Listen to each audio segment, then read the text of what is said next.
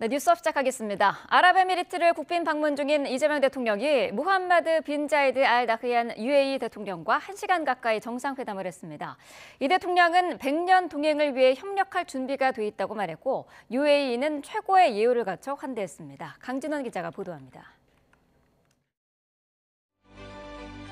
태극기와 UAE 국기가 나부끼는 정리된 도로 위를 이재명 대통령이 탄 차량이 내달립니다. 공식 환영식과 정상회담이 열리는 대통령궁 도착에 맞춰 하늘에선 환영 비행이 펼쳐집니다.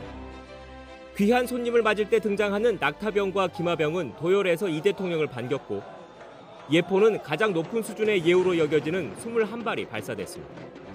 대통령궁 안에선 UAE 의장대가 애국가를 연주하며 국빈을 맞았습니다. 공식 환영식에 이어 진행된 이 대통령과 무함마드 대통령의 정상회담 분위기도 화기애애했습니다. 57분 동안 진행된 회담에서 두 정상은 양국 관계가 더 발전해야 한다는 데 뜻을 모았습니다. 이 대통령은 따뜻한 환대에 감사를 표하고 두 나라의 공동 번영을 위한 협력을 강조했습니다.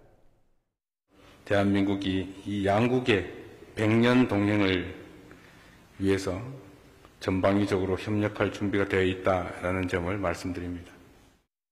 방위산업과 인공지능, 원자력, 그리고 보건과 의료 등 여러 분야에서 형제의 정신을 바탕으로 서로 돕자는 겁니다. 무함마드 대통령도 이재명 대통령이 중동 국가 중 처음으로 UAE를 방문한 게 기쁘다며 화답했습니다. تجمع دولة الإمارات وجمهورية كوريا الصديقة شراكات استراتيجية خاصة ذات إنجاز. 특히 국방과 과학기술 분야에서 더 밀접한 관계를 맺고 싶다는 뜻을 내비쳤습니다. 이 대통령은 아랍에미리트 국빈 방문 마지막 날엔 한 UAE 경제인 행사에 참석해 협력 방안을 논의하고 현지에 파병된 아크 부대 장병들을 격려할 예정입니다. 아부다비에서 YTN 강준원입니다. 네, 이재명 대통령은 UAE에서 7건의 양해각서를 체결하고 다양한 분야에서 협력을 강화하기로 뜻을 모았습니다.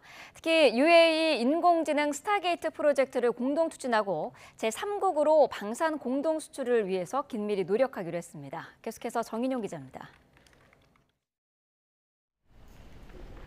UAE 아부다비 대통령궁 정상회담장에서 한 UAE 고위 당국자들이 상호 협력을 약속한 문서를 서로 교환합니다. 두 나라가 정상회담을 계기로 7건의 양해각서를 체결한 겁니다. 양국은 AI 데이터 센터 설립을 포함해 초기 투자만 30조 원 규모인 UAE 스타게이트 프로젝트에 우리가 적극 참여할 수 있도록 워킹그룹 실무단을 운영하기로 했습니다. 또 차세대 발전원으로 꼽히는 소형 모듈 원자로 등 원전 분야 신산업 육성에도 힘을 모으고 글로벌 시장에 공동 진출할 기반을 마련하기로 했습니다. 칼둔 행정청장과 술탄 첨단기술부 장관은 양국 간 협력이 한국과 UAE의 국내만이 아니라 제3국 공통 진출까지.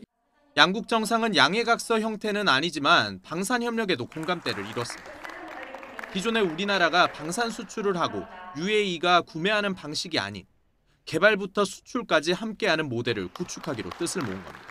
완성형 가치사슬 협력 모델 구축으로 150억 불 규모 이상의 방산 수출 사업에 우리 방산기업의 수주 가능성을 높이게 될 것입니다. 대통령실은 또 UAE가 기존에 약속한 300억 달러 투자 이행을 재확인했다고 강조했습니다. 그러면서 정상 간 합의 사항이 빠른 시간 내 성과로 나오도록 노력하겠다고 공언했습니다. YTN 정인용입니다. 정부가 과거 외환은행 매각을 둘러싸고 외국계 사모펀드 론스타와 벌여온 국제소송에서 3년 전 2억 달러 배상 판정을 취소하는 승소 결정을 받아냈습니다. 정부는 4천억 원대 배상 책임이 모두 소멸했다며 국가 재정과 국민 세금을 지킨 성과라고 환영했습니다. 나혜인 기자입니다. 미국 워싱턴 DC에 있는 국제투자분쟁 해결센터 론스타 사건 취소위원회가 2년 넘는 심리 끝에 우리 정부의 손을 들어줬습니다. 정부가 론스타에 2억 1천만여 달러를 배상해야 한다는 3년 전 중재 판정을 취소한다고 결정한 겁니다. 2012년 론스타가 한국 정부를 상대로 46억 달러 배상을 청구한 지 13년 만입니다. 현재 환율 기준 약 4천억 원 규모의 정부의 배상 책임은 모두 소급하여 소멸되었습니다. 2003년 외환은행을 1조 3천억 원에 사들인 론스타는 9년 뒤 3조 9천억 원을 받고 하나은행에 되팔면서도 오히려 우리 정부 방해 때문에 더 비싼 값에 못 팔았다며 국제소송을 냈습니다.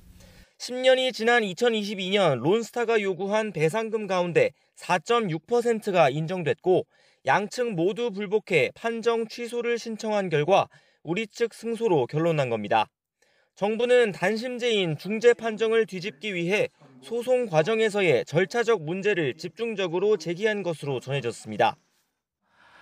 지난해 12월 3일 내란 이후에 대통령도 부재하고 또 법무부 장관도 부재한 상황에서 직원들이 정말 혼신의 힘을 다했습니다. 정부는 판정 취소 절차에서 지출한 소송 비용 73억 원도 한 달 안에 론스타로부터 받도록 하는 환수 결정도 받았다고 밝혔습니다. 김민석 총리는 국가 재정과 국민 세금을 지켜낸 중대한 성과라며 관세 협상 타결에 이어 국운이 좋은 방향으로 가고 있다고 언급했습니다. 이로써 20년 넘게 이어진 론스타와의 악연과 외환은행 먹튀 논란은 최선의 결과로 마무리됐습니다. YTN 9입니다. 네, 앞서 보신 것처럼 한국 정부는 론스타에 대한 약 4천억 원 규모의 배상 및 이자 지급 결정에 대한 취소 결정을 받아냈는데요. 20년 넘게 이어진 론스타와의 악연을 정리해봤습니다. 부실로 내몰린 은행이나 채권을 사들인 뒤 내다 파는 기법으로 금융계에선 기업 사냥꾼이라는 악명을 떨치던 론스타. 지난 2003년엔 외환은행의 지분을 인수했습니다. 당시 외환은행의 지분 51.02%를 약 1조 3천억 원으로 인수했는데요. 당시 론스타의 인수 자격을 놓고 잡음이 일기도 했지만 금융당국은 부실 금융기관의 정리 등 특별한 사유로 인정해서 론스타의 인수를 승인했습니다. 이후 론스타는 투자자금 회수를 위해 외환은행을 되팔려는 시도를 이어갔습니다. 2007년 홍콩 상하이은행 HSBC와 5조 9천억 원대의 매각 계약을 체결했지만 한국 정부는 승인해주지 않았는데요. 외환은행 매각과 관련해 감사원의 감사, 또 검찰의 수사가 이어지고 있기 때문에 법원 판결이 나오기 전까지는 외환은행 매각 승인을 할 수 없다는 게 당시 금융감독위원회의 입장이었습니다. 결국 2008년 HSBC가 외환은행 인수를 포기했고 론스타는 2012년 하나금융지주의 외환은행 지분을 넘겼는데요. 3조 9천억 원에 팔아치우며 약 2조 7천억 원의 어마어마한 이익을 챙겼습니다.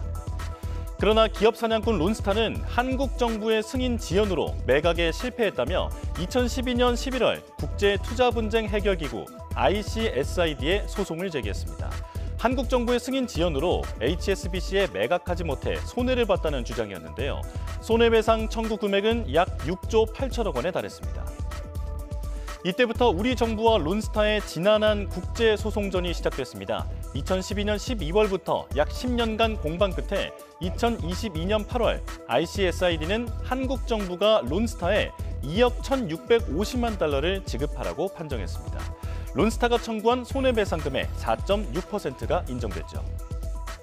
그러자 론스타 측은 배상 금액이 충분치 않다며 2023년 7월 판정 취소 신청을 제기했습니다. 우리 정부도 판정 취소와 집행정지 신청을 내며 또 싸움을 이어가게 됐는데요.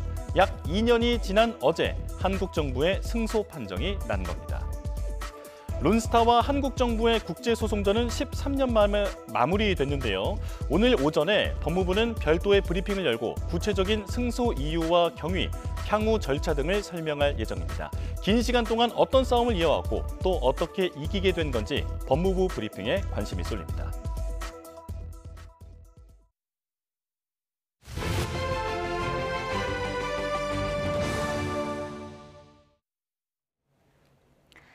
대통령실 참모들이 국회를 찾은 가운데 정부의 헌법 존중 TF를 놓고 치열한 공방이 벌어졌습니다. 김용범 정치실장은 부동산 정책 질의 도중에 그야말로 격노했는데요. 황보혜경 기자가 보도합니다. 12.3 비상계엄 당시 공직자 가담 여부를 조사하겠다며 정부가 꾸린 헌법 존중 정부혁신 TF에 국민의힘은 모든 화력을 집중했습니다. 헌법 참칭 사상검증 TF이자 공직사회를 겨냥한 신종 입틀막이라고 비판했습니다.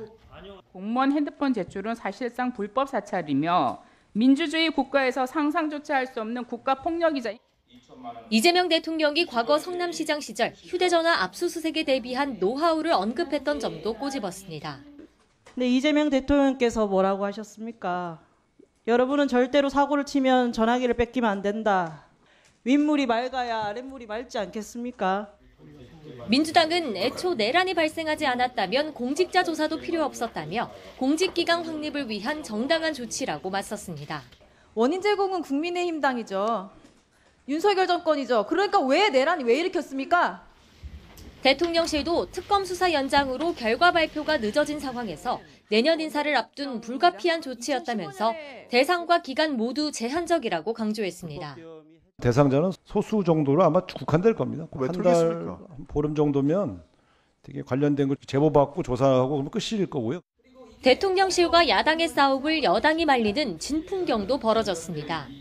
국민의힘이 서민의 갭 투자도 막느냐며 가족을 겨냥하자 김용범 정책실장이 발끈 강하게 반발했습니다. 따님이 전세 살고 계시죠? 네. 따님한테 임대주택 살라고 얘기하고 싶으세요? 공직자 아버지 둬가지고 평생 눈치 보고 살면서 전세 부족해서 그런 딸에게 무슨 정책실장님 무슨 말씀이세요 지금 의원님? 옆자리 우상호 정무수석이 말리고 민주당 김병기 운영위원장이 호통을 치는 상황까지 연출됐습니다. 정책실장! 지금 뭐 하는 겁니까? 여기 정책실장 화내는 거는 것입니까?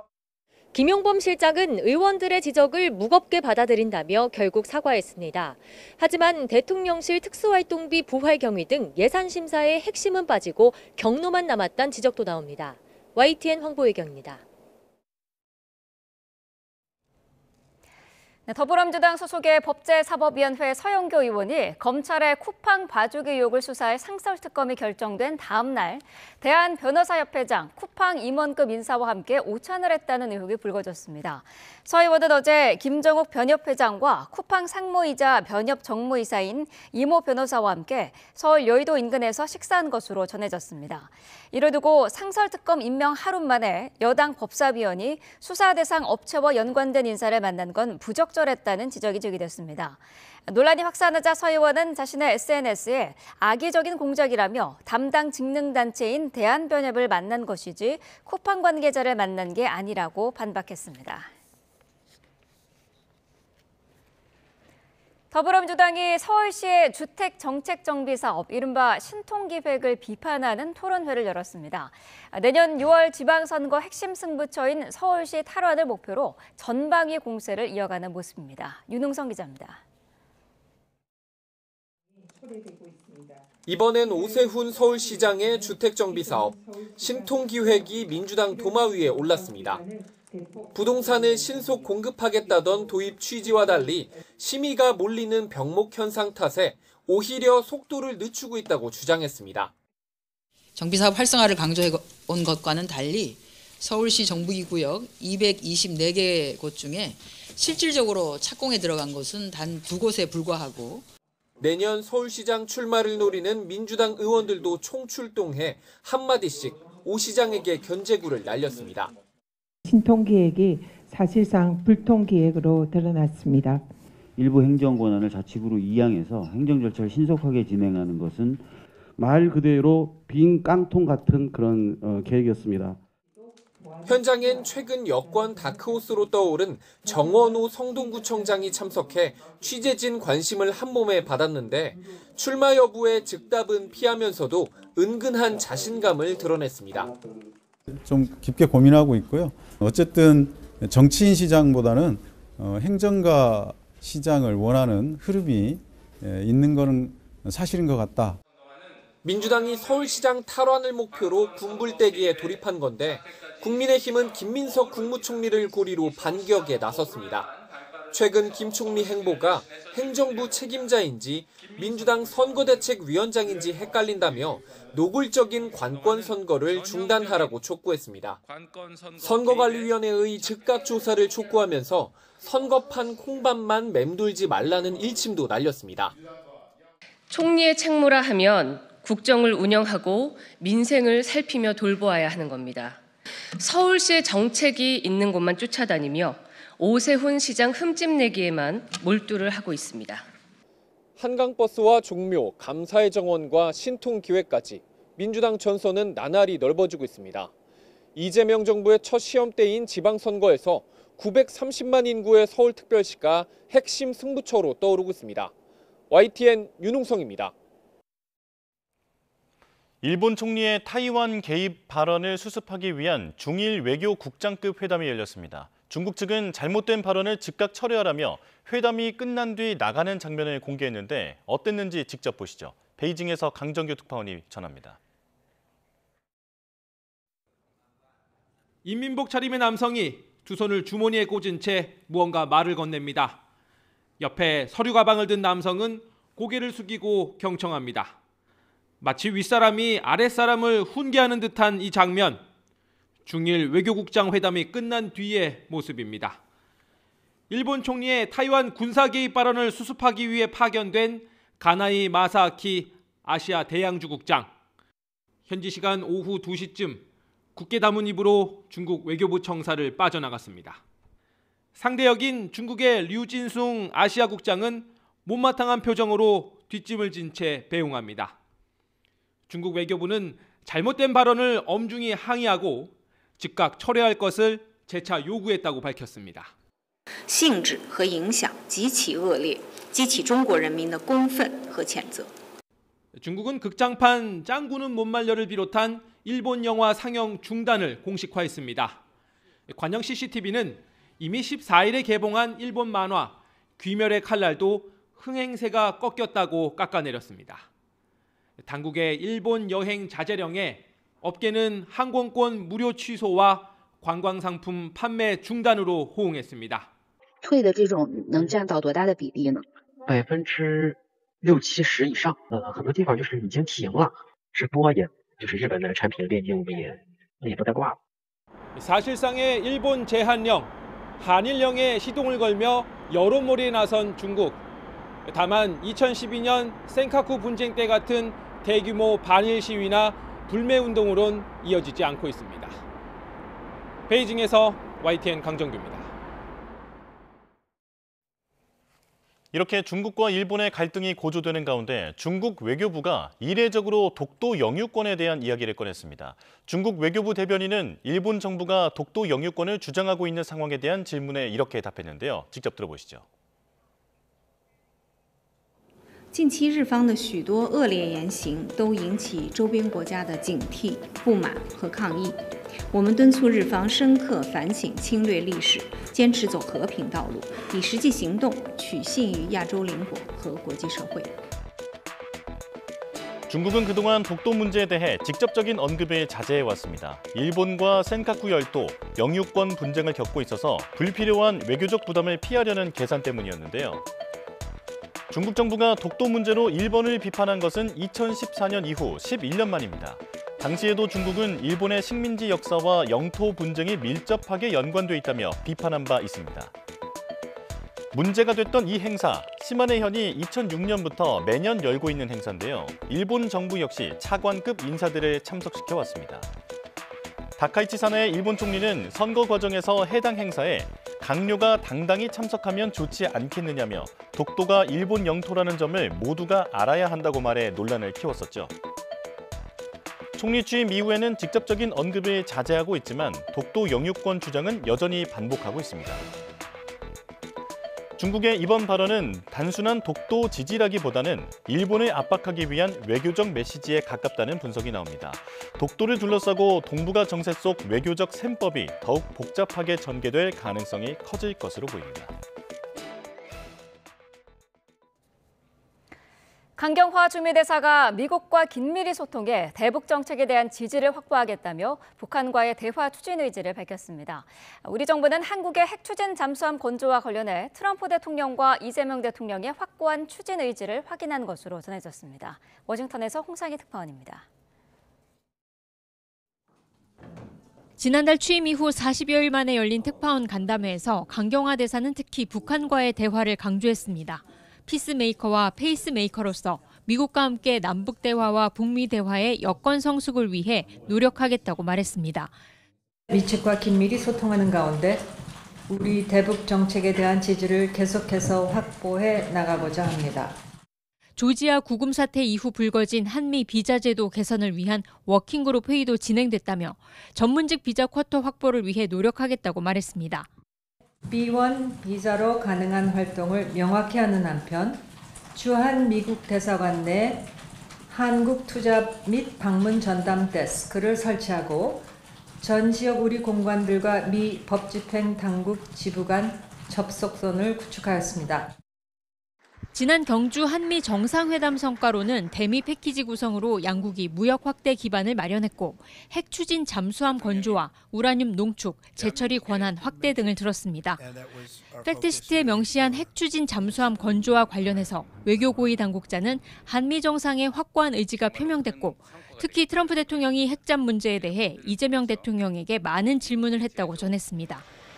트럼프 행정부 내 부처 간 이견이나 앞으로의 절차가 핵잠 추진에 걸림돌이 되지 않을 거라는 설명입니다.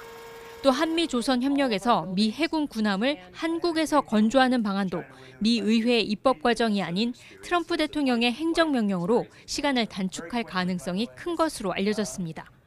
우려가 컸던 방위비 분담금 인상과 주한미군 감축과 관련한 대화도 한미 정상회담에서는 특별히 논의되지 않은 것으로 전해졌습니다. 강 대사는 이재명 대통령과 트럼프 대통령이 두 차례의 정상회담에서 대북 소통이 기묘하다는 점에 공감했다고 강조해 한미 모두 북미 정상회담에 나설 방침임을 재확인했습니다. 워싱턴에서 YTN 홍상입니다. 네, 북한이 한미 정상회담 팩트시트와 안보협의회 성명 등에 반발하는 공식 성명을 어제 발표했죠. 박원곤 이화여대 북한학과 교수와 함께 자세한 내용 짚어보겠습니다. 어서 오십시오. 네, 안녕하세요. 네. 자, 일단 형식부터 보자면은 조선중앙통신의 논평 형식이더라고요. 당국자명의 공식 성명이나 담화가 아니었는데 좀 수위 조절을 했다라고 볼 수 있을까요? 예, 당연히 수위 조절이 돼 있습니다. 왜냐하면 북한 같은 경우에 가장 높은 수준은 당연히 김정은이 직접 얘기를 하거나 담화를 발표하고 김정은의 연설을 통해서 나타나는 것이고 그 다음 높은 수준은 역시 김여정이죠. 김여정의 담화가 나오는 것은 결국은 김정은의 의중을 대변하는 고강도 메시지라고 볼 수 있고요. 네. 그 다음 수준이 세 번째 정도가 외무성이나 총참모장, 총반부 당 주요 부서에서 발표하는 것이고요. 그 다음이 국가사회단체에서 성명, 그리고 이번에 나온 조선중앙통신의 논평은 그 다음 단계 정도 됩니다. 네. 그러니까 전체적으로 북한이 발표하는 담화의 수준을 보면은 좀 낮은 수준이다. 그렇게 볼 수는 있죠. 그렇군요. 자, 내용을 좀 짚어보면은 가장 민감하게 반응한 부분이 핵 추진 잠수함 이 부분인 것 같더라고요. 어떻게 보셨나요? 그렇습니다. 이 핵 추진 잠수함에 대해서는 북한이 또 나름대로 그만큼 부담을 갖고 있다라는 것이 여기에 읽히고 있는데 첫 번째는 정당성의 문제가 있어요. 왜냐하면 북한도 핵 추진 잠수함을 개발하고 있지 않습니까? 네. 특히 지난 3월 8일 그 김정은이 직접 보여주는 그런 장면을 사진으로 나왔는데 거기에 뭐라고 표현을 했냐면 핵 동력 전략 유도탄 잠수함이다라고 얘기를 했습니다. 네. 우리가 개발하고 있는 추진하고 있는 이 잠수함은 그냥 원자력을 동력으로만 하고 재래식 무기를 탑재하는 거기 때문에 비확산 체제에 위반되는 것이 아닙니다. 네. 그것은 분명하고요. 근데 반면에 북한이 하고 있는 것은 핵 동력을 사용함과 더불어서 그 안에서 핵을 발사할 수 있는 핵을 탑재한 미사일을 발사하는 거기 때문에 이거를 이제 SSBN이라고 부르는데요. 이것은 명백하게 비확산 체제에 위반되는 것이죠. 그러니까 정당성의 문제가 걸려 들어가 있다라는 것을 스스로 뭔가 방어하기 위한 얘기가 있는 것이고요. 두 번째는 이거는 북한의 고민인데 뭐 3월 달에 보여줬기 때문에 우리보다는 조금 더 빠르게 건조가 되고 있다라고는 하지만 이것은 기술력의 차이가 굉장히 큽니다. 그리고 실질적으로 이것을 실전 배치하는 데까지의 시간이나 그런 걸 볼 때 우리는 미국과 협력이 되면 굉장히 빠른 시간 내 10년이라고 우리 해군 참모총장이 얘기했는데 보통 그냥 듣기로는 10년이 꽤 긴 시간으로 보이지 않습니까? 근데 그렇게 긴 시간이 아닙니다. 실전 배치까지 생각한다면. 근데 북한의 현재 있는 기술력으로는 더군다나 뭐 일부에서는 러시아에서 도움을 받을 수 있다 하는데 그 가능성은 크지 않아 보이고요. 그런 상황에서는 우리가 훨씬 더 유리하다. 그것을 이제 기반으로 해갖고 강력하게 한국을 비난했죠. 한국을 핵무장의 전초기지라고 얘기했고 또 중국을 뭔가 끌어들여서 한국이 핵잠수함을 만드는 게 중국 견제다. 그렇게까지도 얘기를 끌어갔습니다. 네, 이 한국이 핵잠 보유에 대해서는 핵 도미노 현상을 초래한다라는 주장도 했는데 결국 이 자신들이 핵을 보유하는 거를 정당화하기 위한 의도다라고 볼 수가 있겠네요. 그렇습니다. 그 특히 결론의 파트에서 그 논평의 결론의 파트에서 보면 그런 본인들의 입장을 아주 명백히 표현을 하는데요. 예를 들어서 자신들의 선택이 얼마나 정당한 것인 것을 확증해주고 있다. 이 의미는 그 이전까지 자신들이 계속 핵을 개발하고 있고 그것은 당연히 국제사회에서 불법으로 규정한 것임에도 불구하고 이렇게 한국과 미국이 협력해서 준 핵 보유국, 북한이 그렇게 표현을 한 겁니다만 그렇게 가는 것을 보면 또 그들의 의도, 한국과 미국의 의도는 북한을 공격하려고 하는 매우 침략적인 행위를 하고 있다라는 것을 감안할 때 자신들이 개발한 것은 매우 정당하다라는 것이고요. 또 마지막 결론부에 그래서 자신들은 당위적인 조치를 취할 것이다. 그러니까 자신들을 보호하기 위한 조치를 취할 것이다라고 얘기를 하고 있습니다. 네. 아까 말씀드린 것처럼 전체적인 이 논평, 그러니까 발표의 수준이 낮고 또 쓰는 표현들은 사실은 상당 부분 절제되어 있거든요. 이제 그런 면은 앞으로도 이 뭔가 미국과의 대화를 좀 염두에 두고 좀 절제한 부분은 있어 보인다라는 판단도 가능합니다. 그렇다면 교수님 앞서서 짚어주신 그 당위적이고 현실적인 조치를 취해 나갈 것이다라는 북한의 마지막 부분은 어떤 것을 얘기하는 건지는 아직 좀 예측하기는 힘들까요? 그러니까 뭐 자신들의 핵 개발을 계속 해 나가겠다라는 것이고요. 그것은 명백하게 지난 9월 21일 김정은이 시정 연설을 통해서 자신들은 이미 핵 보유국이라는 것을 헌법에 명시를 했기 때문에 비핵화를 요구를 하는 것 자체가 위헌을 하는 행위를 요구하는 것이다. 그래서 절대로 비핵화는 있을 수 없다. 그러니까 북한이 그간에 8차 당대회를 2021년 했고 올해가 8차 당대회 국방발전 계획의 5개년의 마지막 해입니다. 그래서 내년에 9차 당대회를 할 건데요. 거기에 5개 전략 무기, 이게 다시 핵과 관련된 무기인데 거기에 하나가 이제 원자력 추진 잠수함도 있고, 그러니까 자신들은 원래 자신 계획에 따라서 밝혔던 이 핵을 고도화하고 강화하는 그 조치를 앞으로도 계속 해나가겠다라는 의지를 다시 한번 천명했다라고 보이는데요. 근데 아까도 말씀드린 것처럼 보통 이 정도 수준이면 뭐 김여정이 나오거나 아니면 총참모부에서 군인이 장성이 나오거나 해서 굉장히 거친 언사를 얘기하는데 그렇지 않고 좀 굉장히 방어적인 입장을 좀 보였다, 그렇게 볼 수 있습니다. 네, 자 북한의 어제 이 반응에 대해서 대통령실이 굉장히 빠르게 대응을 했습니다. 적대나 대결 의사가 없다라는 입장을 밝혔는데 어떻게 평가하세요?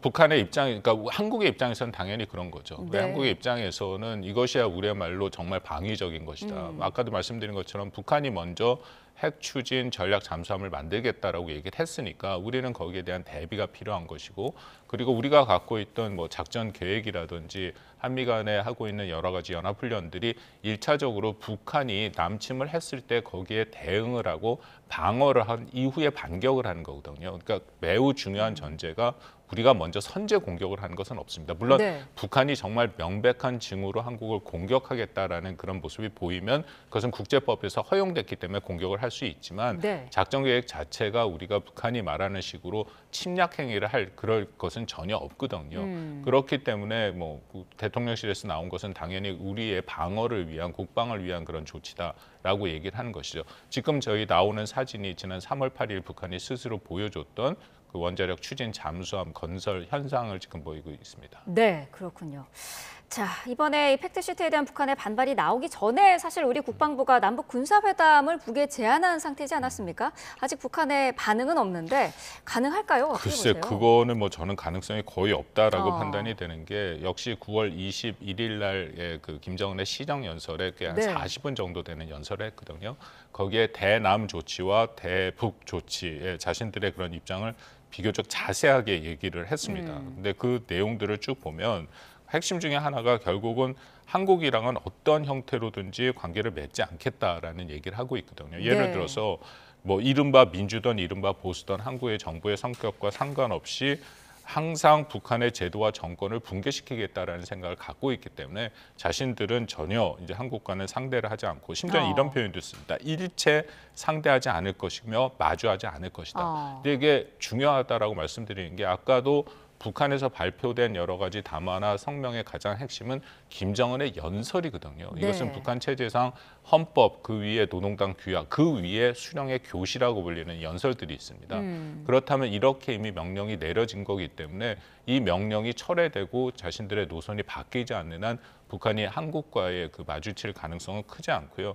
더군다나 그 MDL에서 계속 그 군사 분계선에서 북한이 작업을 하고 있는 것은 네. 처음부터 만약에 한국과 그 MDL의 선에 모호한 부분이 있거든요. 그래서 그것을 논의할 생각이 있으면 처음부터 군사회담을 했을 텐데 그런 것을 무시하고 자신들이 생각하는 그런 군사 분계선에서 장벽을 세우고 철책을 만들고 있거든요. 네. 그렇기 때문에 조심스럽습니다만 앞으로도 한국이 대화를 제시했는데 북한이 그것을 수용할 가능성은 커 보이진 않습니다.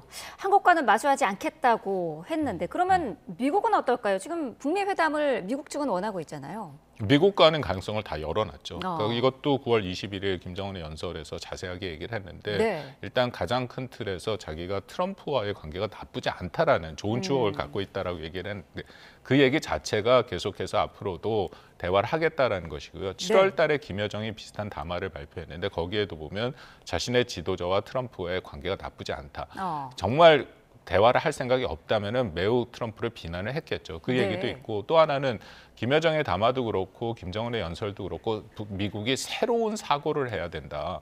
새롭게 생각을 하라는 의미고요. 그것은 기존의 비핵화를 요구하는 것이 아니라 사실상 북한은 핵을 보유하고 있으니까 북한의 핵을 어떤 형식으로든 선언적 방식으로라도 인정하는 형태로 가서 이제는 군축 협상을 하자. 그러니까 그것이 북한이 내세우고 있는 조건이고요. 이번에 그 논평에도 나왔습니다만 또 하나의 조건이 미국이 북한에 갖고 보이고 있는 적대시 정책을 철회하라. 먼저 철회하라. 그것은 한미 연합훈련과 전략자산 전개거든요. 북한이 매우 꾸준하게 한미가 어떤 형태로든지 연합훈련을 하거나 전략자산이 이번 논평에도 들어가 있습니다만 거기에 대해서 조목조목 문제 제기를 하고 있습니다. 그것을 중단해라. 이것은 2018, 19에 미국 간의 정상회담이 있을 때도 늘 김정은이 요구했던 첫 번째 사안이기도 합니다.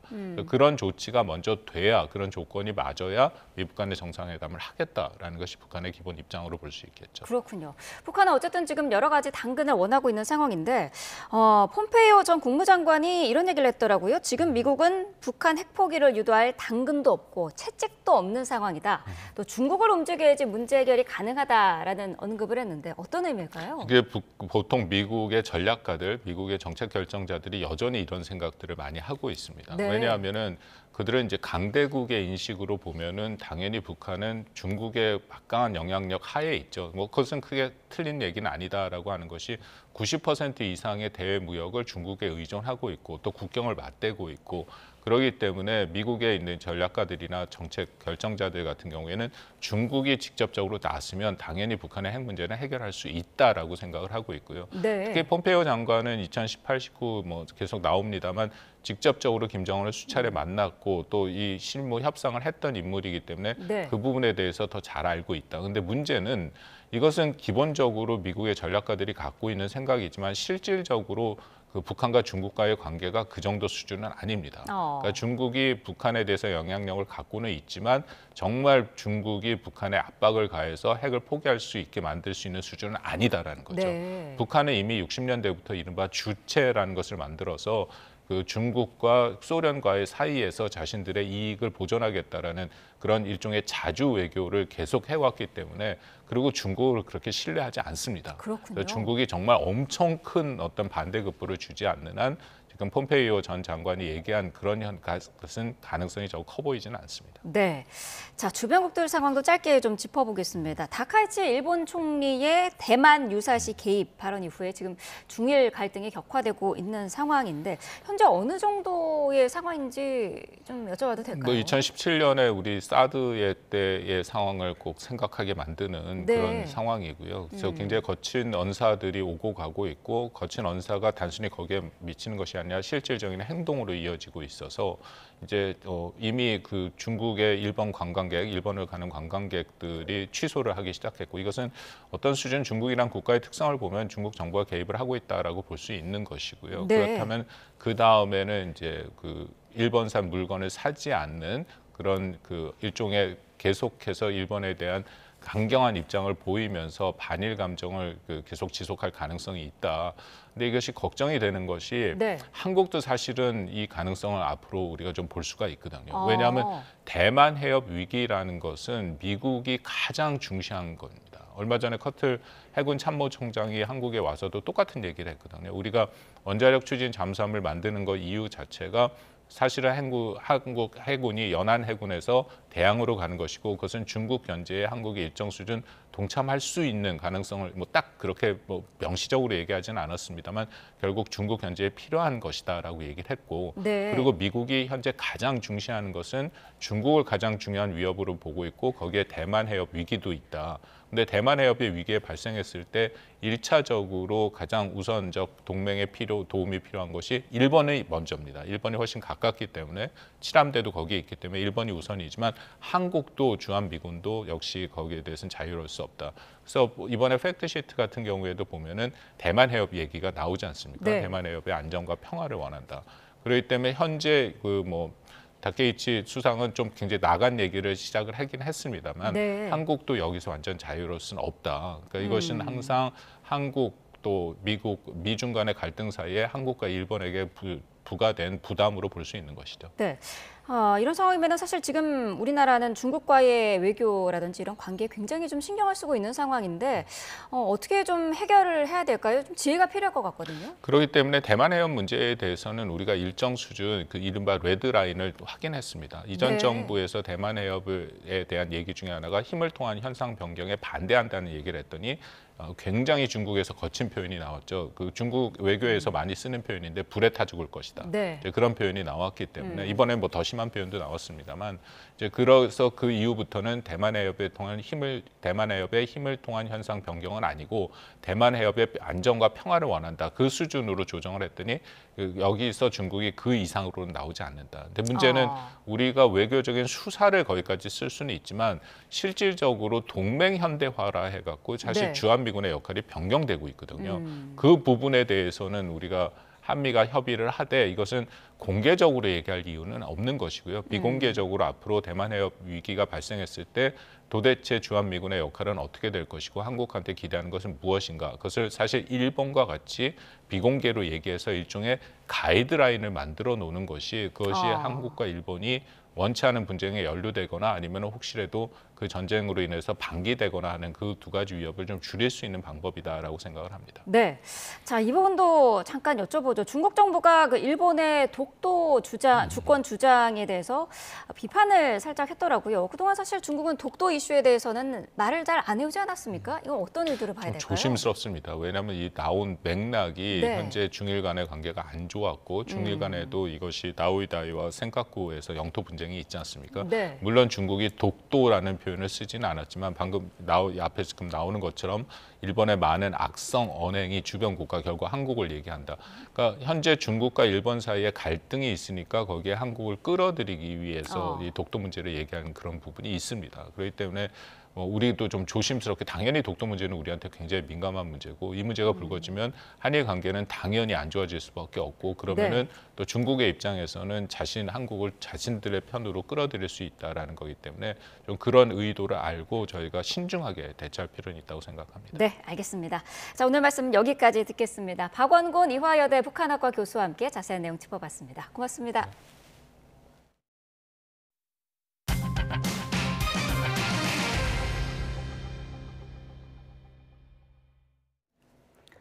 네, 민중계 특별검사팀이 처음으로 김건희 씨 재판에 대한 중계 허가를 신청했습니다. 재판부가 중계를 허가하면 결심 공판에서 최후 진술을 하는 김건희 씨의 육성도 공개될 수 있습니다. 안동준 기자가 보도합니다.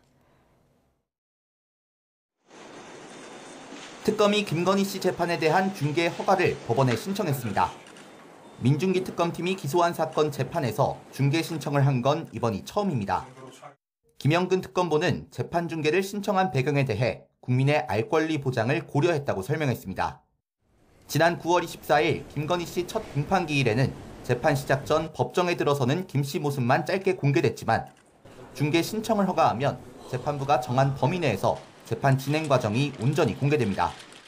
특검이 중계를 신청한 날짜에는 증거를 검토하는 서증조사와 검찰의 구형이 이루어지는 결심 공판이 예정돼 있습니다. 결심 공판에서는 검찰 측의 피고인 신문과 피고인의 최후 진술도 함께 이루어지는데 이때 김건희 씨 육성이 공개될 수도 있습니다. 이런 가운데 특검이 다음 주 소환을 통보한 윤석열 전 대통령과 김건희 씨는 나란히 불출석 사유서를 제출했습니다. 윤 전 대통령은 재판 일정을, 김 씨는 건강 악화를 이유로 들었는데 다음 달 초에는 출석할 수 있다는 의사를 밝혔습니다. 특검은 소환 일정을 다시 통보한다는 방침이지만 시점은 수사기한인 이달을 넘길 걸로 보입니다. 이에 따라 특검은 윤 전 대통령 부부에 대한 조사와 진행 중인 수사를 마무리하기 위해 대통령에게 수사기간 연장을 신청하기로 했습니다. YTN 안동준입니다. 네, 양평 공흥지구 개발 특혜 의혹을 받는 김건희 씨의 오빠 김진우 씨가 구속갈림길에 섭니다. 서울중앙지방법원은 오늘 오전 10시 10분 특가법상 국고손실과 증거인멸 등의 혐의를 받는 김 씨의 영장실질심사를 엽니다. 김 씨는 지난 2011년에서 2016년까지 경기 양평군 공흥지구에서 아파트 개발 사업을 하면서 개발 부담금이 면제되는 등 특혜를 받은 혐의를 받고 있습니다.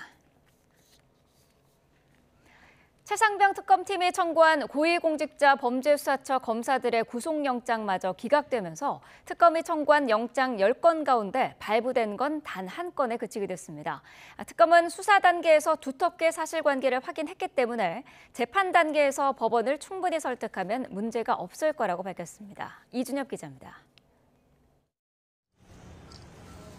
10전 9패. 오는 28일 활동 종료를 앞둔 최상병 특검의 구속영장 발부 성적표입니다. 고 최수근 상병 순직사고 책임에 대해 구속 기소된 임성근 전 해병대 1사단장을 제외하곤 이종섭 전 국방부 장관을 비롯한 수사외압이나 도피성 호주대사 임명 혐의 핵심 피의자들과 순직사건 관련 피의자, 수사 지연 의혹 피의자들에게 청구된 영장이 모두 기각됐습니다. 수사가 미진한 상태에서 재판으로 가는 것 아니냐는 우려에 대해 특검은 문제 없다는 입장입니다. 수사 과정 동안 두텁게 사실관계를 확인했기 때문에 공소유지 단계에서 법원을 충분히 설득하면 된다는 겁니다. 남은 기간이 촉박한 만큼 특검 수사는 추가 영장 청구나 재청구 없이 마무리될 전망입니다. 이번 주 핵심이라 할 수 있는 수사외압 피의자들을 선별해 재판에 넘길 방침이고 도피성 호주대사 임명 의혹이나 공수처의 수사 지연 의혹 등 다른 사건들은 오는 26일 최종 수사 결과를 내놓을 때 함께 설명할 예정입니다. 또 수사 종료 뒤에는 사무실을 옮겨 30명 정도 규모로 재편된 팀이 공소유지를 전담하게 됩니다. YTN 이준엽입니다. 전광훈 사랑제일교회 목사가 서부지방법원 폭동사태 배후 의혹과 관련해 처음으로 경찰에 출석했습니다. 전 목사는 자신은 서부지법 폭동과 관련이 없다고 주장했는데 경찰은 전 목사가 심리적 지배를 통해 폭동을 부추겼다는 의혹에 집중하고 있습니다. 정영수 기자가 보도합니다. 서부지법 폭동사태의 배후로 의심받는 사랑제일교회 전광훈 목사가 법원 난입 등을 교사한 혐의로 경찰에 처음 소환됐습니다. 취재진을 만난 전 목사는 자신의 혐의를 강하게 부인했습니다. 나하고는 관계도 없고 목사가 설교를 할 때에 성도들이 성령의 감동으로 은혜를 받는 것이 그것이 그러면 가스라이팅이냐. 서부지법 폭동 가담자들에게 영치금을 보내는데 교회 자금이 사용됐다는 의혹에 대해서도 자신은 모르는 일이라고 주장했고 이른바 특임 전도사도 정식 교인이 아니라고 선을 그었습니다. 하지만 경찰은 전 목사가 신앙심을 통해 가스라이팅, 즉 측근과 특임 전도사 등을 심리적으로 지배하고 명령을 따르는 대가로 금전적인 지원을 한 것으로 의심하고 있습니다. 또 측근과 행동 대응까지 이어지는 조직적인 명령하달 계통이 있었던 것으로 보고 있습니다. 이에 따라 자신의 메시지를 절대적으로 따를 것을 알면서도 전 목사가 국민 저항권을 언급하며 시위대를 부추겼다는 게 경찰의 판단입니다. 만약에 거기서 거슬리거나 반역질한 놈들은 반드시 깜빵갈 준비를 하고 있으라고. 경찰은 앞서 지난 13일 유튜브 신의 한수 운영자 신혜식 씨를 소환 조사하면서 전 목사의 메시지가 보수 유튜버들을 통해 폭동 가담자들에게 전파됐는지 조사한 것으로 전해졌습니다. 건강상의 이유로 3시간 만에 조사를 마친 경찰은 전 목사를 추가 소환해 조사할 예정인데 심리적 지배를 통해 폭동을 부추겼다는 혐의를 입증할 수 있을지 주목됩니다. YTN 정영수입니다. 인천 부평구 동암역 인근에서 승용차가 인도로 돌진해 길을 가던 모녀를 덮쳤습니다. 이 가운데 30대 엄마는 심정지 상태로 이송됐는데 운전자는 차량 조작에 실수가 있었다는 취지로 경찰에 진술했습니다. 이수빈 기자입니다. 인천 부평구에 있는 한 공용주차장에서 검은색 승용차가 출구를 향해 다가옵니다. 이어 주차비를 결제하려는 듯 운전자가 창문 밖으로 손을 뻗습니다. 그런데 차량이 조금씩 움직이더니 갑자기 차단기를 뚫고 맞은편 인도를 향해 돌진합니다. 차량은 길 가던 모녀를 덮치고 앞에 있던 약국 건물을 들이받고 나서야 멈춰섭니다. 인근 시민들이 피해자들을 구하기 위해 차를 들어 올리려고 시도하지만 쉽게 움직이지 않습니다. 낮 12시 20분쯤 인천시 부평구 십정동 동암역 인근에서 난 사고로 차에 치인 30대 엄마가 심정지 상태로 병원에 옮겨졌고 2살 된 딸도 크게 다쳤습니다. 사고 전 승용차가 멈춰 있었던 주차 차단기 앞입니다. 당시 차량은 차단기를 부수고 건너편 인도로 돌진했습니다. 모녀는 약국에서 나와 손을 잡고 나란히 걸어가다 사고를 당했습니다. 갑자기 뻥 소리 나더라고요. 선살같이 가버렸는데 순식간에 가버렸는데 사람 밑에 깔려서 빼려고. 운전자 A씨도 머리를 다쳐 치료를 받았는데 음주나 약물은 하지 않았고 운전면허도 정상적으로 보유한 상태였습니다. A씨는 주차장을 빠져나오는 과정에서 차량 조작에 실수가 있었다는 취지로 경찰에 진술한 것으로 파악됐습니다. 경찰은 국립과학수사연구원에 차량 감식을 의뢰하고 A씨를 상대로 자세한 사고 경위를 조사하고 있습니다. YTN 이수빈입니다. 이번 인천 사고뿐 아니라 시장 트럭 돌진 사고 등 최근 고령 운전자들의 차량에 보행자들이 다치는 사고가 잇따르고 있습니다. 실제로 고령 운전자 교통사고로 한 해 700명 정도가 사망한 것으로 조사돼 대책이 필요하다는 지적입니다. 유서연 기자가 보도합니다. 지난 13일 경기 부천 전통시장에서 갑자기 트럭이 돌진해 21명의 사상자가 났습니다. 사고를 낸 60대 운전자는 경찰 조사에서 페달 5조작을 시인했는데 영장 심사에 출석하며 평소 기저질환이 심했다고 주장했습니다. 제가 모아가 너무 심하고 60년 평생 동안 생각밖에 안 들었어요. 제가 기억이 들어갔다 놨다 합니다. 이 사고 다음 날에는 서울 고척동에서 60대 운전자가 몰던 차량이 인도로 돌진해 보행자 3명이 다쳤습니다. 그리고 며칠 뒤 인천 부평구에서 비슷한 사고가 또 난 겁니다. 이번에는 70대 운전자가 몰던 승용차가 인도로 돌진해 30대 엄마와 2살 배기 딸을 덮쳤습니다. 고령 운전자 사고가 반복되는 가운데 최근 5년 동안 자료를 보면 65세 이상 운전자 교통사고로 인한 사망자 수는 매년 700여 명 수준으로 나타났습니다. 고령 운전자 면허 자진 반납 제도가 있지만 생계 등을 이유로 실제 반납률은 2% 수준에 불과합니다. 전문가들은 건강 상태 등을 고려해 운전 시간이나 장소에 제한을 두는 조건부 운전면허 도입 등 대책이 필요하다고 지적합니다. 어르신들의 경우에는 노화로 인해서 인지 판단 능력이라든가 시각적인 오류가 자주 발생하게 됩니다. 거리를 제한한다든가 야간 운전 등의 시간을 제한하는 이런 시스템도 필요하다라고 판단이 되는 거죠. 또 정부가 2029년부터 신차에 페달 5조작 방지 장치 장착 의무화를 추진하는 가운데 고령 운전자 차량에 대해서는 방지 장치 지원을 확대해야 한다는 요구도 나옵니다. YTN 유서연입니다. 사상자 9명이 발생한 울산 화력발전소 붕괴 사고와 관련해 관계기관이 합동 감식을 벌이고 본격적인 수사에 들어갔습니다. 지난 9월 신설된 산재 전담 과학수사팀까지 투입돼 사고가 난 보일러타워 5호기 취약화 작업을 중심으로 사고 원인 찾기에 나섭니다. 오태인 기자입니다. 지난 6일 무너져 내린 울산 화력발전소 보일러타워 5호기 붕괴 현장. 안전문을 눌러쓴 경찰과 노동부 소속 수사관들이 복잡하게 얽힌 잔해로 접근합니다. 중장비도 동원돼 진입을 돕습니다. 지난 6일 노동자 7명이 숨진 붕괴 사고 원인을 밝히려는 경찰과 관계당국의 합동 감식이 열렸습니다. 1차 합동 감식은 2시간 정도 진행됐습니다.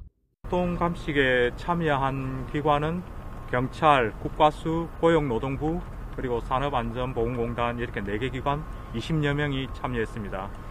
합동감식에는 경기 남부청 산업재해전담 과학수사팀도 나섰습니다. 지난 9월 신설된 산재전담 과학수사팀이 대형 재난 현장에 투입된 건 처음입니다. 사고가 흔치 않는 대형 구조물 발파 해체 과정에서 발생해 건축 등 관련 자격을 가진 수사관을 투입해 현장 감식 전문성을 높인다는 계획입니다. 대형 철제 구조물을 폭약으로 해체하기 전 취약화 작업으로 미리 잘라놓은 지상에서 25m 지점을 중심으로 수사를 이어갑니다. 하지만 기동 한쪽은 매몰 상태로 잔해를 치워야 정확한 조사가 가능해 오랜 시간이 걸릴 것으로 내다봤습니다. CCTV상에 그 25m 지점에서 그 압력 하중을 못 견디고 이렇게 격히 그 구부러지면서 붕괴되기 시작했거든요. 그 부분을 발굴해가지고 직접 확인해야 되기 때문에 어느 정도 좀 시간이 소요될 걸로 예상됩니다. 국토교통부도 전문가 12명으로 사고조사위원회를 구성하고 원인 규명과 재발 방지에 나섭니다. 수사당국은 사고 원인은 물론 책임자 처벌까지 신속하고 명확하게 처리한다는 방침입니다. YTN 오태일입니다. 최근 제주도 해안가에서 차 봉지에 든 신종 마약 케타민이 대규모로 발견됐는데요. 케타민을 포함해 클럽이나 유흥업소 등에서 불법 유통되는 이른바 클럽 마약 밀수 적발량이 최근 5년 사이 7배 넘게 급증했습니다. 주요 발송국은 유럽인데 우리나라가 국제 마약 조직의 새로운 표적이 된 것으로 보입니다. 최하영 기자입니다. 세관 직원이 여행 가방을 열자 수상한 봉지들이 나옵니다. 뭐가 시커매? 뭐가 이상하다. 봉지를 뜯자 나온 건 다름 아닌 마약입니다. 클럽 마약으로 불리는 케타민 24kg, 80만 명이 동시에 투약할 수 있는 양이 적발됐습니다. 지난해 또 다른 여행객 가방에선 입욕제로 둔갑한 케타민이 무더기로 나왔습니다. 최근 케타민과 엑스터시 등 이른바 클럽 마약 밀수가 눈에 띄게 늘고 있습니다. 5년 사이 적발 건수는 줄었지만 적발량은 15.8kg에서 115.9kg으로 7.3배 늘었습니다. 밀수 규모가 커지고 있다는 뜻입니다. 올해 적발량은 무려 232만 명이 동시에 투약할 수 있는 양입니다. 특히 클럽 마약 가운데서도 케타민 증가세가 두드러졌습니다. 올해 적발량만 101.9kg으로 5년 사이 17.3배 급증했고 밀수 적발 건수도 15배나 늘었습니다. 케타민의 90% 이상은 특송 화물과 여행자 수화물을 통해 들어왔는데 주요 발송국은 유럽이었습니다.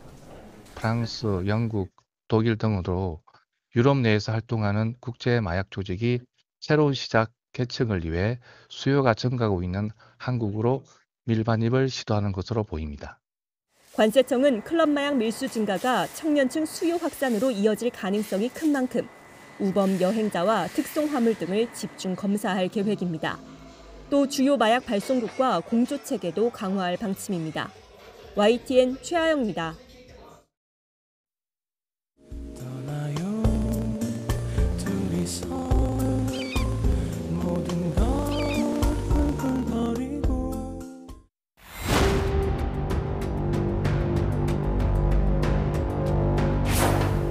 해안가에서 대량의 케타민이 잇따라 발견되면서 제주가 해외 마약 유통망 통로로 악용되는 것 아니냐는 우려가 커지고 있습니다.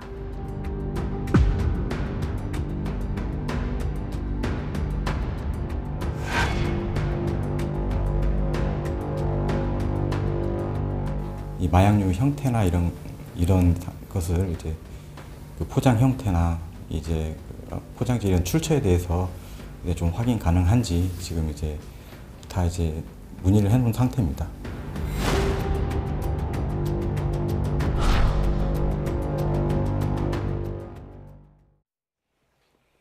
네, 이렇게 발견된 마약에 대해 수사 당국은 한 달 넘게 뚜렷한 단서를 확보하지 못하고 있습니다. 이번 제주 마약 사건 어떻게 접근해야 할지 마약 수사 전문 김희준 변호사와 짚어보겠습니다. 어서 오십시오. 네, 안녕하세요. 네, 안녕하십니까. 네. 자, 지금 51세 15번이나 발견됐다라고 합니다. 그런데 마약류의 포장지도 같고 성분도 케타민으로 일치하는 네네. 것으로 알려졌는데 이게 어떤 동일 사건이라고 봐야 할까요? 제가 보기에는 그 동일한 마약 조직에 의해서 흘러 들어온 것으로 그렇게 보여집니다. 그 이유는 그 우롱차 봉지를 이용을 했고요. 또 마약 성분도 케타민으로 다 일치를 하고 있고, 그리고 지금 발견되는 시점도 보면 9월부터 현재까지 집중되고 있거든요. 예. 발견되는 지역도 제주도 해안가에 집중이 되고 있습니다. 물론 포항이라든가 뭐 대마도에서도 발견이 되고 있기는 하지만요. 이런 것들을 종합적으로 고려를 해보면은 동일한 출처에서 나온 마약으로 그렇게 생각이 됩니다. 그렇다면 어떤 마약 운반선 같은 것이 네. 있다가 뭐 거기에서 쏟아져 나온 마약류가 어떤 표류를 하다가 제주도에 떨어졌다, 뭐 이렇게 추측이 되는 겁니까? 그랬을 가능성이 상당히 높아 보입니다. 예. 그 마약 운반선이 단속을 피하기 위해서 일부러 바다에다가 마약을 던져가지고 표류가 됐을 수도 있고요. 예. 아니면 어떤 뭐 사고를 당해가지고 유실이 됐을 가능성도 있고요. 그래서 같은 그 출처에서 나온 마약이 지금 제주도 해안가라든가 포항이라든가 대마도 쪽으로 흘러 들어가고 있는 것으로 보여지고요. 예. 같은 해류 선상에 있거든요. 그렇기 때문에 발견되고 있는 것으로 보여집니다. 예. 혹시 그 다른 마약 조직들이 흔히 던지기라는 기법을 네. 쓰지 않습니까? 수법을요. 예, 예. 그러니까 어떤 특정 장소에 놓고 네. 다른 사람이 이제 가져가는 건데 예. 그럴 가능성도 있을까요? 만약에 이제 고의적으로 일부러 뭐 제주도를 통해 가지고 마약을 유통시키려 했다고 본다면은 그걸 해소하려는 시도가 있어야 되거든요. 예. 근데 해소하려는 시도가 전혀 없었던 걸로 봐서는 제주도를 마약 경유지로 활용했을 가능성은 아직까지는 낮아 보입니다. 예. 네. 말씀을 종합해 보면 아마도 마약 조직이 마약을 운반하는 과정에서 네, 사고가 네. 났을 것으로 그렇게 추정이 되는 네. 상황인데 네, 사고가 났거나 네. 아니면 단속을 피하기 위해서 일부러 투기를 했거나 둘 중에 네네. 하나의 가능성으로 보여집니다. 그렇군요. 자, 그런데 이번에 발견된 그 마약류를 보면 케타민입니다. 이게 네네. 어떤 물질입니까? 케타민은 원래 이제 동물용 마취제인데요. 요즘은 이제 성폭력의 도구 등으로 많이 사용을 하고 있습니다. 그래서 일명 클럽 마약이라고 그러죠. 네. 그래서 우리가 몇 년 전에 있었던 그 버닝썬 사건에서도 케타민이 많이 악용이 됐습니다. GHB라는 물본과 함께 케타민이 소위 말하는 이제 데이트 강간 마약으로 분류가 되는데 의식을 흐리게 하고 저항력을 약화시키고 그다음에 사건 내용에 대해서 잘 기억을 못하기 때문에 주로 이제 성폭력의 도구로 술이라든가 음료 같은 데 몰래 타서 먹이는 그런 마약으로 많이 활용이 되고 있습니다. 요즘 이런 케타민을 이용한 범죄가 많이 늘어나고 있어서 굉장히 걱정스러운 상황이죠. 예. 자, 그렇다면 이 케타민을 누가 왜 옮기려 했느냐 네네. 이게 궁금한데 일단 지금 수사 당국이 한 달 넘게 수사를 하고 있습니다만 별다른 단서를 찾지 못했다고 하더라고요. 네네. 왜 그럴까요? 수사가 쉽지는 않을 것 같아요. 지금 제주도 해안가에서 뭐 최근 몇 개월 사이에 15차례나 발견이 됐는데 어디서 이게 떠내려왔는지가 특정이 돼야지 그 나라 국가의 수사기관하고 공조 수사가 가능한데 최초의 그 출처가 표류하게 된 출처가 어딘지를 지금 특정하기가 쉽지가 않을 것 같아요. 그래서 해류에 대한 이제 분석이 필요한데 예. 그 해류에 대한 분석을 한다고 하더라도 그게 기간이 오래되다 보면은 정확한 출처를 알기가 어렵거든요. 근데 발견된 그 우롱차 봉지를 보면은 진공 포장이 돼 있는데 일부 우롱차 봉지 안에서는 바닷물이 들어가 있는 게 발견이 되기도 합니다. 그런 걸로 봤을 때는 굉장히 오랫동안 바다에서 표류돼 있을 가능성이 높거든요. 그 기간이 장기간일수록 출처를 하기는 어려워지는 거죠. 예. 만약 오랫동안 바닷물에 노출이 되었다라고 네네. 하면 지문이라든지 이런 네. 흔적들도 다 사라지게 되는 겁니까? 다 사라지게 되죠. 그리고 이제 지문이 지금 없는 상황인데 네. 지문이 없는 가능성은 애당초 처음에 작업할 때부터 뭐 장갑 같은 것을 끼고 작업을 했기 때문에 지문 자체가 없었을 가능성이 있고요. 예. 또 바다 위에서 오랫동안 표류를 했기 때문에 해수에 의해서 그게 삭제됐을 가능성이 있고요. 그래서 어떤 그 봉지 같은데 지문이라든가 DNA 같은 단서가 있으면은 수사하기가 쉬운데 그렇지 않은 상황이기 때문에 수사에 애로를 겪고 있는 것 같고요. 예. 그렇다면은 그 케타민 자체에 대한 그 마약 지문이라는 게 있거든요. 마약 지문이요? 예. 거기에 대한 이게 분석이 필요한 것 같습니다. 마약이라는 게 다 똑같은 방법으로 만드는 게 아니라 각 나라별로 아니면 마약 조직별로 해가지고 만드는 방법이 약간 다르거든요. 예. 성분 배합 비율도 다르고 그다음에 첨가하는 첨가제라든가 이런 것도 다 다르고요. 그래서 그런 것들에 대한 좀 정밀한 조사가 필요하지 않는가 싶습니다. 그러니까 마약을 그 제조하는 방법이 다르니까 그걸 역추적이 가능하다라는 말씀이실까요? 그렇습니다. 예. 마약을 만드는 네. 방법을 성분이라든가 방법을 분석을 해가지고 어느 나라에서 만든 마약이라는 것을 좀 특정을 하면은 그 나라 수사기관하고 좀 공조를 하는 게 좀 용이할 것 같습니다. 예. 그런데 언뜻 생각해도 수사가 결코 쉬워 보이지는 않는데 자칫 미제로 남지 않을까 이런 우려도 있거든요. 그럴 가능성도 충분히 있어 보여요. 예. 왜냐하면 사실 이제 그 해상에서 발견된 마약 같은 경우에는 또 간할권 문제도 있거든요. 예. 우리나라가 해상 간할권 안에서만 우리나라 수사기관은 수사를 할 수 있기 때문에 그 공해상으로 넘어간다든가 다른 나라 해역으로 넘어가는 경우에는 거기까지 우리가 가가지고 수사할 수는 없는 상황이기 때문에 수사의 애로점이 상당히 많을 수밖에 없습니다. 예. 자, 그런데 이번에 2달 사이에, 그러니까 2달도 안 되는 기간 네네네. 동안 15번이나 발견이 됐다 보니까 앞으로도 또 발견이 되지 않을까, 이런 가능성을 충분히 생각해 볼 수 있는데요. 이걸 만약 발견하게 된다면 시민들은 어떻게 신고를 해야 합니까? 시민들은 즉각적으로 수사기관에 신고를 해야죠. 그걸 가지고 있고 신고를 하지 않게 되면은 마약 소지로 해서 처벌될 수가 있거든요. 그래서 발견되는 즉시 가까운 경찰서 간서에 신고를 하는 것이 가장 현명한 방법입니다. 네, 이걸 뭐 어떤 이유로든 보관을 하고 있는다든지라고 네. 하는 그런 것들은 모두 다 불법인 거죠? 예, 마약 범죄에 해당합니다. 아, 마약 예. 관리법에 의해서 처벌이 됩니다. 아, 그렇군요. 반드시 발견하자마자 바로 네네. 수사 당국에 신고를 하는 것이 그렇습니다. 중요하다. 네. 이렇게 말씀을 해주셨고요. 자, 케타민 조금 전에 클럽 마약으로 불린다. 그리고 성범죄에 악용되고 있다라고 네네. 말씀하셨는데 일반인들은 보통 이런 걸 어떻게 접하게 됩니까? 요즘은 이제 마약의 유통 경로가 워낙 다양해요. 예전 같은 경우에는 직접 만나서 마약 사범들끼리 직접 만나서 거래하는 대면 거래 방식이었는데 요즘은 SNS라든가 인터넷이 발달을 하면서 다양한 경로로 마약을 입수할 수가 있습니다. 특히 뭐 텔레그램 같은 그런 SNS를 통해서 많이 유통이 되고 있고요. 요즘은 뭐 주문하면은 던지기 수법으로 해가지고 예. 거의 빠르면은 뭐 30분 이내에 마약을 받아볼 수 있는 그런 상황이기 때문에 굉장히 위험한 상황으로 가고 있고 그러다 보니까 우리나라 마약 사범이 지금 급증하고 있는 그런 추세에 있습니다. 예, 마음만 먹으면 마약을 접하는 게 어렵지 않은 상황이다라는 맞습니다. 말씀이신데 그렇다면 그 마약이 애초에 어떻게 들어오게 되는 겁니까?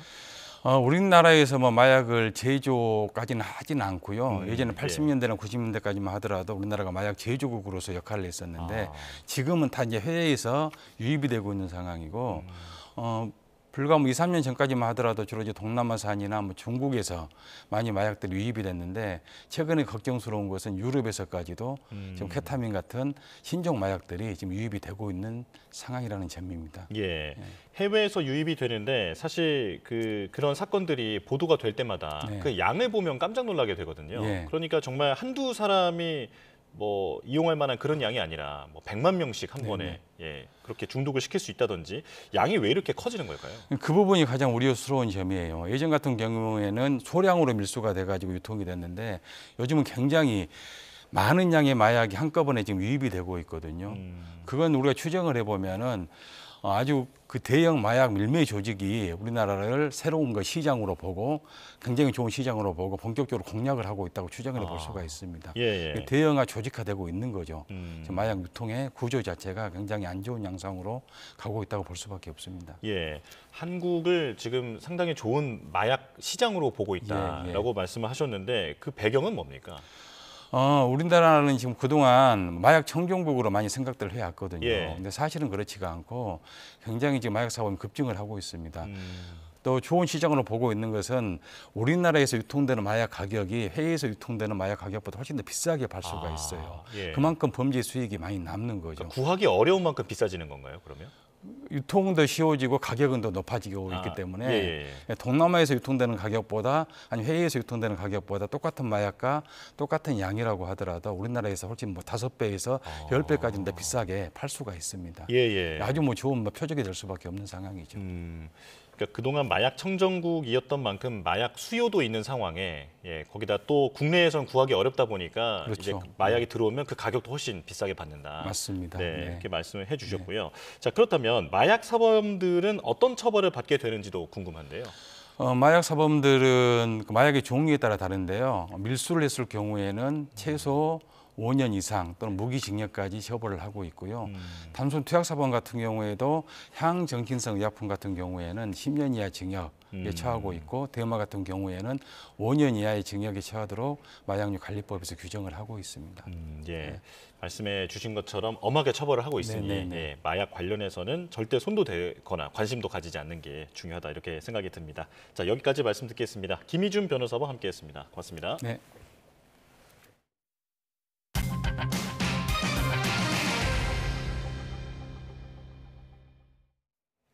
대장동 항소 포기 사태를 규탄하며 릴레이 투쟁에 돌입한 국민의힘이 오늘은 대장동 일당인 남욱 변호사 소유의 강남 청담동 빌딩을 찾아 7,800억 원 국고 환수를 촉구하고 있습니다. 현장으로 가보겠습니다. 저희는 지금 대장동 범죄자 일당 중 한 명인 남욱이 소유한 건물 앞에 나와 있습니다. 이 수백억 원대 건물 외에도 남욱은 수백억 원대의 토지도 소유하고 있습니다. 대장동 항소 포기는 법치 파괴, 사법 파괴를 넘어서서 민생 파괴 범죄입니다. 다시 말씀드립니다. 대장동 항소 포기는 국가 권력을 이용해서 민생을 파괴한 범죄입니다. 지하철 8호선 판교 연장선을 건설하는데 5천억 원이 들어갑니다. 항소 포기로 날아간 7,400억 원이면 91만 성남 시민 전체에게 이재명 대통령이 그렇게 좋아하는 소비 쿠폰을 86만 원씩 지급할 수 있는 돈입니다. 국민들은 집 한 채 사지 못하도록 부동산 정책을 엉망으로 만들어 놓고 대장동 범죄자 일당은 수백억, 수천억 원대의 부동산 부자로 만들어준 것이 바로 대장동 항소 포기의 실체입니다. 단순히 국가 권력을 남용해서 범죄자들을 비호한 것이 아니라 7,800억이라는 엄청난 돈을 민생에 써야 할, 국민을 위해서 써야 할 그 돈을 범죄자들에게 돌려준 심각한 범죄입니다. 그런데 검찰은 지금 대장동 범죄자 일당이 추징 보전을 해제해달라는 것에 대해서 적절한 방법을 찾고 있다고 합니다. 국민들을 두 번 분노시키는 일입니다. 분명히 말씀드립니다. 7,800억을 전부 회수하지 못한다면 이번 항소 포기에 가담했던 범죄자들, 그게 대통령이든 법무부 장관이든 법무부 차관이든 검찰총장 대행이든 그 누구라도 함께 7,800억을 토해내야 할 것입니다. 그들이 7,800억을 배상해야 할 것입니다. 검찰이 추징 보전을 해제한다면 추징 보전에 가담한 그 모든 관련자들 또한 그 7,800억을 자신의 주머니에서 배상해야 할 것입니다. 지금 나경원 의원님 말씀하셨지만 저희들은 그 특별법 반드시 통과시켜서 끝까지 7,800억 회수할 수 있도록 노력하겠습니다. 그리고 국민들께서 함께 해 주셔야 합니다. 이 민생을 파괴하는, 국민을 분노케 한 국가 권력을 이용한 범죄에 대해서 국정조사, 특검이 이루어질 수 있도록 국민들께서 끝까지 함께해 주십시오. 저희 국민의힘도 끝까지 최선을 다하겠습니다. 이상입니다. 네, 릴레이 투쟁에 돌입한 국민의힘이 이번엔 남욱 변호사 소유의 빌딩 앞에서 회견을 열었는데요. 대장동 사건 항소 포기가 범죄자 일당을 부동산 부자로 만들어줬다고 비판하면서 특별법을 통해 7,800억 원을 회수하도록 노력하겠다라고 밝혔습니다. 자세한 내용은 곧 다시 전해드리겠습니다. 다음 소식입니다. 올 3분기 가계 빚이 또다시 사상 최대 규모를 기록했습니다. 하지만 6.27 부동산 대책으로 가계 대출이 묶이면서 증가 속도는 뚜렷하게 꺾였습니다. 손효정 기자입니다. 지난 3분기 우리나라 가계빚이 2천조 원에 육박하며 역대 최대치를 경신했습니다. 지난 9월 말 개인 은행 대출과 결제 전 카드 사용 금액까지 더한 가계빚은 1,968조 3천억 원. 관련 통계를 공표하기 시작한 2002년 이후 가장 큰 규모입니다. 6분기 연속 오름세지만 증가폭은 주춤했습니다. 가계빚 오름폭은 14조 9천억 원으로 역대 최대였던 2분기보다 40%가량 줄었습니다. 카드 대금을 제외한 가계대출은 직전 분기보다 12조 원 불었습니다. 2분기의 절반 수준입니다. 이 가운데 주택담보대출은 11조 6천억 원, 신용대출 등을 포함한 기타 대출은 3천억 원 늘었는데 모두 직전 분기보다 증가세가 꺾였습니다. 한국은행은 지난 6월 발표된 정부의 부동산 대출 규제가 효과를 거둔 것으로 평가했습니다. 주택 관련 대출뿐 아니라 신용대출 한도도 차주의 연소득 이내로 제한되면서 감소세로 돌아섰습니다. 가계 신용은 2, 4분기 중 비교적 빠르게 증가했으나 627 가계부채 관리 강화 방안과 7월 1일부터 시행된 3단계 스트레스 DSR 등의 영향으로 3, 4분기 중 0.8% 늘어 증가세가 둔화되었습니다. 여기에 10.15 추가 대책까지 더해지면서 연말 주택담보대출 증가세는 더 안정될 것으로 전망했습니다. 이런 가운데 지난 3분기 카드 대금 성격의 판매 신용은 3조 원 늘었습니다. 한은은 민간 소비가 회복되는 가운데 휴가철 신용카드 사용과 지방세 납부 수요가 늘어난 영향이라고 설명했습니다. YTN 손효정입니다. 본격적인 김장철을 앞두고 한때 금배추로 불릴 정도로 비쌌던 배추값이 안정세를 되찾았습니다. 다른 김장 재료 가격도 평년보다 낮아 올해는 부담이 한결 줄어들 전망인데요. 하지만 급격한 기온 하강으로 배추 생육에 지장이 생길 가능성이 변수로 떠오르고 있습니다. 오동건 기자입니다. 본격 김장철을 맞아 붐비는 마트. 강원도 태백산 고령지 배추입니다. 한때 금배추로 불릴 만큼 부담스러웠던 배추값이 최근 안정세를 보이면서 소비자들의 표정도 한결 밝아졌습니다. 오늘 김장거리 좀 사러 왔어요. 가격은 괜찮은 것 같아요. 실제로 배추 한 포기 소매 가격은 약 3,000원으로 지난달보다 50%, 평년과 비교해도 5% 넘게 떨어졌습니다. 폭염과 집중호우로 지난 8월 한때 7,000원까지 치솟았던 배추값은 정부의 수급 관리가 이루어지면서 안정세를 되찾고 있습니다. 다른 김장 재료도 평년과 비교해 전반적으로 가격이 낮습니다. 무도 지난달 20% 가까이 떨어졌고 파와 양파, 고춧가루, 마늘 등도 모두 평년보다 저렴합니다. 이에 따라 올해 김장 비용은 20만 1,151원으로 지난해 조사보다 5.6% 적게 될 것으로 나타났습니다. 농식품부는 배추와 무의 재배 면적이 늘어 김장철 공급에 큰 문제가 없을 것으로 내다보고 있습니다. 다만 최근 기온이 영하까지 급격히 떨어지면서 배추 생육의 치명적인 동해 가능성이 변수로 떠오르고 있습니다. 갑작스러운 한파로 식물의 조직이나 세포가 어느 피해를 받는 현상을 말하는데요. 배추는 결구가 잘 안 됩니다. 아울러 세포 호흡이 증가해서 단맛이 떨어지고 또 수분이 감소해서 푸석거려 맛이 없어집니다. 정부는 비축 물량과 계약 재배 물량을 활용해 배추 36,500톤을 공급하고 농수산물 할인 지원 예산 500억 원을 투입해 김장 재료 부담을 최대 50%까지 낮춘다는 계획입니다. 정부 대책으로 올해 김장 재료는 전반적으로 안정세를 보이고 있지만 지난 여름 이상 기온이 영향을 줬던 것처럼 갑자기 찾아온 추위가 남은 변수로 지목되고 있습니다. YTN 오동건입니다.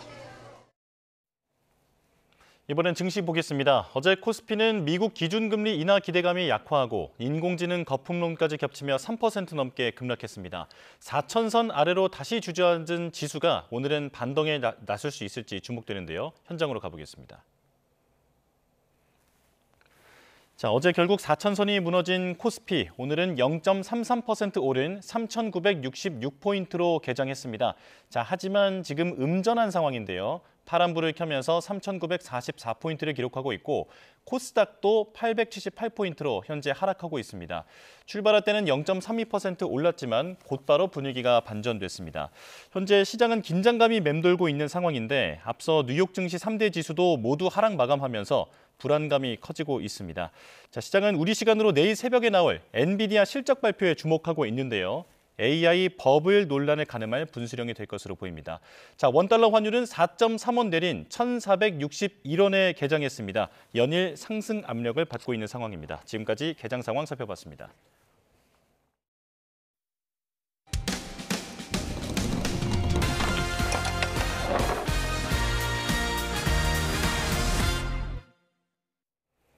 최근 송수관 파손으로 경기 파주시 일대에서 물 공급이 끊기면서 주민들이 불편을 겪었습니다. 이 지역에서는 앞서 수도에서 흙탕물이 나오기도 했는데 이딴 물난리에 주민 불만이 높아지고 있습니다. 조경원 기자가 취재했습니다. 며칠째 설거지를 못한 그릇이 부엌 싱크대에 한가득 쌓여 있습니다.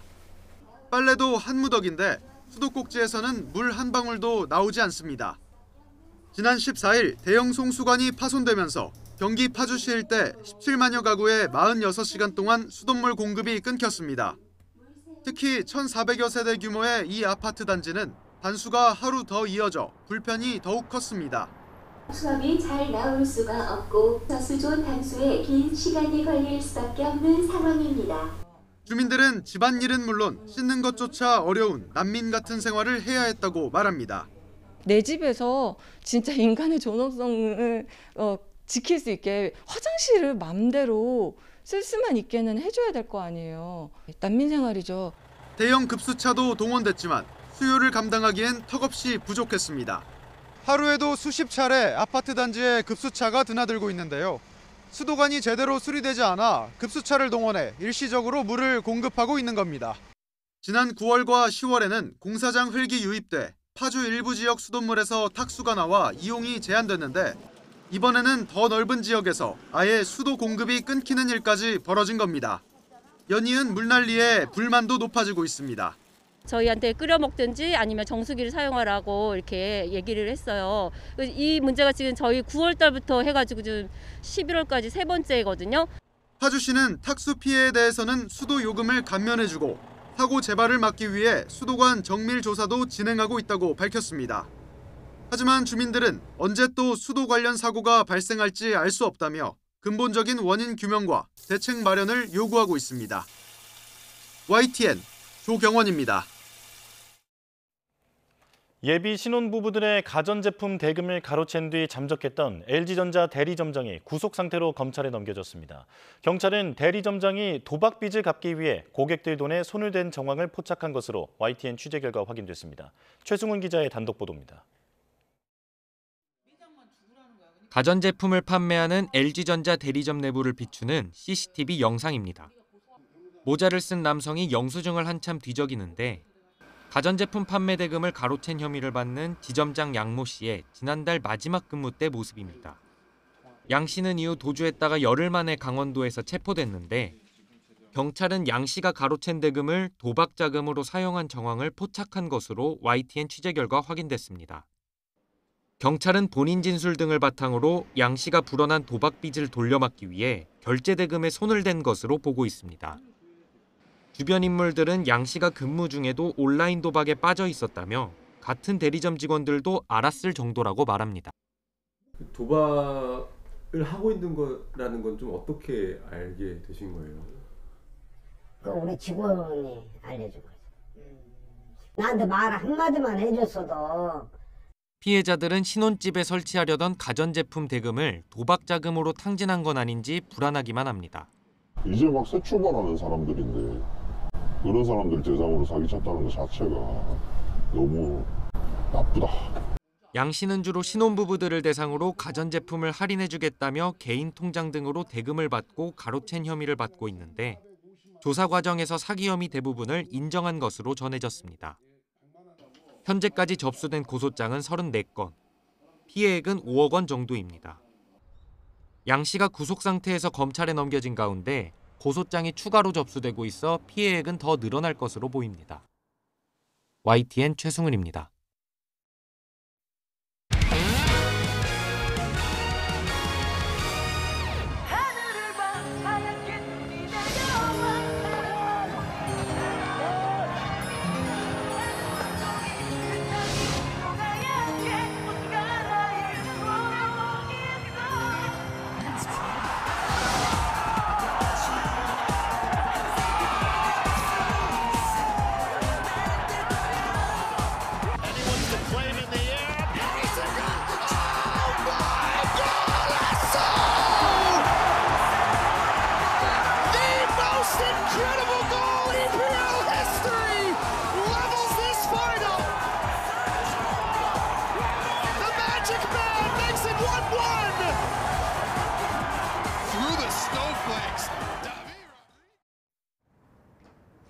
오늘도 옷차림 따뜻하게 하셔야겠습니다. 찬바람이 다소 약해졌어도 아침에는 영하권 추위가 이어졌는데요. 기온이 점차 오르긴 하겠지만 오늘은 낮에도 예년 기온을 밑돌며 종일 쌀쌀하겠습니다. 한편 맑은 날씨 속 동해안 지역은 연일 대기가 메마르고 있습니다. 산불 등 화재 예방에 만전을 기해 주시기 바랍니다. 자세한 지역별 낮 기온부터 살펴보도록 하겠습니다. 오늘 서울 낮 기온이 8도로 예년 기온을 2도가량 밑돌겠고요. 광주 10도, 부산 12도로 대부분 10도 안팎에 그치겠습니다. 어제 홍성과 제주 산간에는 첫눈이 관측됐는데요. 오늘 아침까지도 충남 남부 서해안과 호남 서해안에는 약한 비가 내리거나 눈이 날리는 곳이 있겠고요. 제주 산간에는 내일 새벽까지 1cm 안팎의 눈이 조금 더 내리겠습니다. 추위 속에 내린 눈비가 얼어붙으면서 곳곳에 도로 살얼음이 나타날 수 있겠습니다. 미끄럼 사고 없도록 주의하시기 바랍니다. 추위는 내일 낮부터 점차 누그러지겠고 다음 주 월요일에는 서쪽 지방을 중심으로 비나 눈이 내릴 전망입니다.